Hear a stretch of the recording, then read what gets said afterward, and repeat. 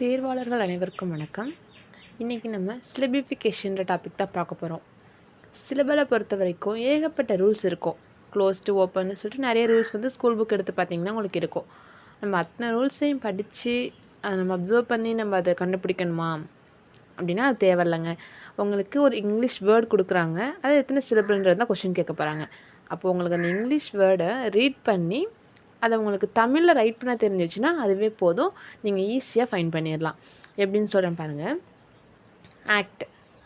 ஆக்ட்ன்றத தமிழ் அதாவது ஆக்ட் எழுதிட்டோமா, இதில் நீங்கள் என்ன பண்ண போகிறீங்க அப்படின்னா மெய்யெழுத்துக்களை மட்டும் அடிச்சிருங்க. இட் மெய்யெழுத்துக்களை அடிச்சிட்டோமா, எத்தனை எழுத்து இருக்குது? ஒரு எழுத்து தான் இருக்குது.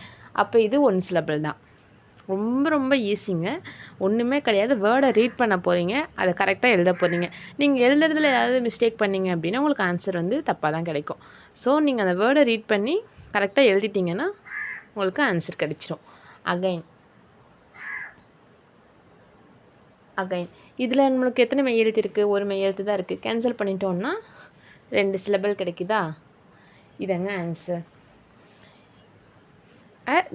Again 2 syllable. அடுத்து டுமாரோ எழுதலாமா? டுமாரோ எழுதியிருக்கோம். இதில் இரு கேன்சல் பண்ணிடுறோம். எத்தனை எழுத்து இருக்குது? 3 எழுத்து இருக்குதுங்களா? ஸோ இது 3 சிலபிள். அதே மாதிரி அப்ளிகேஷன்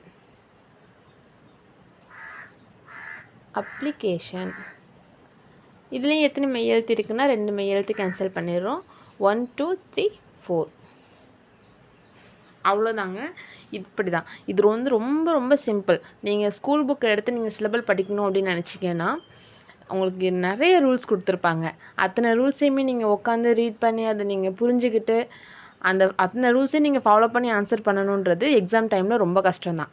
நீங்கள் இந்த ஒரு சிம்பிள் ட்ரிக்கை நீங்கள் தெரிஞ்சு வச்சிட்டிங்க அப்படின்னா சிலபலில் கண்டிப்பாக நீங்கள் மார்க் அடிச்சிடலாம்.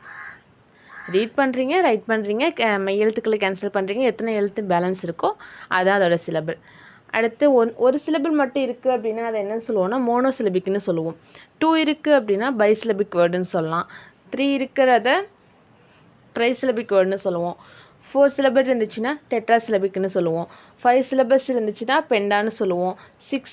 6க்கு மேலே இருக்குது அப்படின்னா அதை பாலின்னு சொல்லுவோம்.